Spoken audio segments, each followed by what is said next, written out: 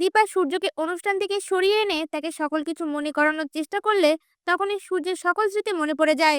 আর সঙ্গে সঙ্গে সূর্য দীপাকে জড়িয়ে ধরে। বিস্তারিত জানতে ভিডিওটি সম্পূর্ণ দেখুন। কুন্তলার কথা মতন রুডি দীপাকে খুঁজতে থাকে, আর এদিকে দীপা সূর্যকে সেখান থেকে কিভাবে সরাবে সেটা নিয়ে ভাবতে থাকে। হঠাৎ দীপার মাথায় একটা বুদ্ধি আসে। দীপা পাওয়ার লাইনের কাছে গিয়ে পাওয়ারটা অফ করে দেয়। সকল কিছু অন্ধকার হয়ে গেলে অনুষ্ঠানের মধ্যে সবাই চিৎকার চেঁচামেচি শুরু করে দেয়। সেই সুযোগটাকে কাজে লাগিয়ে দীপা সেই অন্ধকারের মাঝ থেকেই সূর্যের হাত ধরে টান দিয়ে সেখান থেকে নিয়ে যায়।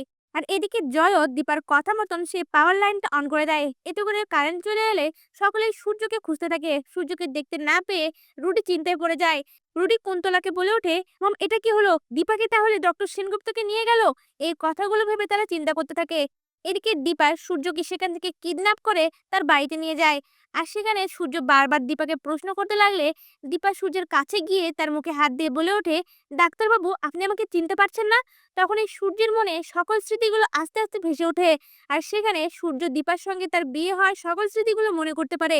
তখনই সূর্যের মাথায় ব্যথা উঠে গেলে দীপা সেই সময় সূর্যকে ওষুধ দেয়। আর ওষুধটা খাওয়ার কিছুক্ষণ পরেই সূর্য আবারও স্বাভাবিক মানুষের মতন ব্যবহার করতে শুরু করে। সূর্য দীপাকে চিনতে পারে আর সঙ্গে সঙ্গে দীপাকে জড়িয়ে ধরে বলে ওঠে, দীপা আমার সবকিছু মনে পড়ে গেছে। এই কথা শুনে দীপা খুশিতে কান্না করতে থাকে।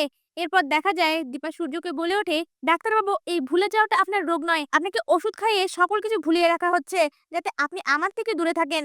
এই কথা শুনে সূর্য চমকে ওঠে। এরপর দীপা সূর্যকে উর্মি ও কুন্তলার সকল ঘটনা খুলে বলে আর বলে ওঠে, এরাই আপনাকে ওষুধ দিয়ে সকল স্মৃতি মুছে ফেলার চেষ্টা করছে। এই কথা শুনে সূর্য কুন্তলা ও উর্মির উপর অনেক রেগে যায়। তখন দীপা সূর্যকে শান্ত করে বলে ওঠে, ডাক্তারবাবু এখন আপনাকে অসুস্থ নাটক করতে হবে। আর উর্মি ও কুন্তলা আপনাকে যে খাবারই দেবে সেটা আপনার খাওয়া যাবে না। আমি আপনাকে যে ওষুধগুলো দিচ্ছি টাইম মতন সেই ওষুধগুলো খেলে আপনার সকল কিছু ঠিক হয়ে যাবে। এই কথা শুনে সূর্য রাজি হয়ে যায়। এরপর দীপা সূর্যকে বলে ওঠে, আপনার বাড়িতে যে আদুরির ছদ্মবেশে আছে সে অন্য কেউ নয়, রুডি। রুডির মুখোশ সকলের সামনে আপনাকেই খুলতে হবে। এই কথা শুনে সূর্য অবাক হয়ে যায়। তা ভিউয়ার্স, সূর্যের যদি সকল স্মৃতি মনে পড়ে যায় এবং দীপার কথা মতন পাগলের নাটক করে কুন্তলা, উর্মি ও রুডিকে শায়েস্তা করে, আপনাদের দেখতে কেমন লাগবে? আপনাদের মতামত আমাদের কমেন্টে জানান। ধন্যবাদ।